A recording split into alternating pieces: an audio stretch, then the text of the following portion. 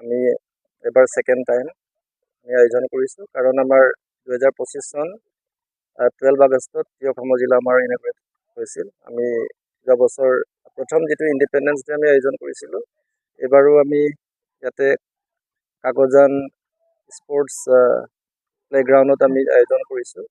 So মই সকলোকে অসম জিলাৰ এলএচিৰ সকলো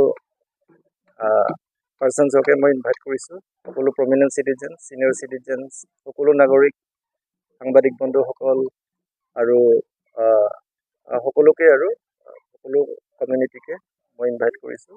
আমি খুব উলহ মালহেৰে আনন্দৰে 80 সংখ্যক ইণ্ডিপেণ্ডেন্স ডে আমি আয়োজন কৰিবৰ কাৰণে ওলাইছোঁ। ইয়াত আমাৰ স্কুলছবিলাক, কলেজেছ সকলোবিলাক আহিছে। সিহঁতৰ বিভিন্ন প্ৰগ্ৰামছ আছে, কালচাৰেল প্ৰগ্ৰামৰ পৰা আৰম্ভ কৰি পেলাই আৰু আমাৰ এটা ইণ্টাৰ বেডমিণ্টন কম্পিটিশ্যনছ এটা হ'ব, ইণ্টাৰ ডিপাৰ্টমেণ্টেল আৰু ইণ্টাৰ ইনষ্টিটিউচনেল এটা কম্পিটিশ্যন হ'ব, ডিপাৰ্টমেণ্টেল কম্পিটিশ্যন। সেইটোতো আপোনালোকক যিসকল প্লেয়াৰ্ছ আছে তেখেতসকলকো আমি ইনভাইট কৰিছোঁ। এইটো বেডমিণ্টন কম্পিটিশ্যন এটা হ'ব, বাহনা কলেজত ষ্টেডিয়ামত হ'ব। মানে সিহঁতৰ কিবা এটা মানে ইনডোৰ ষ্টেডিয়ামত।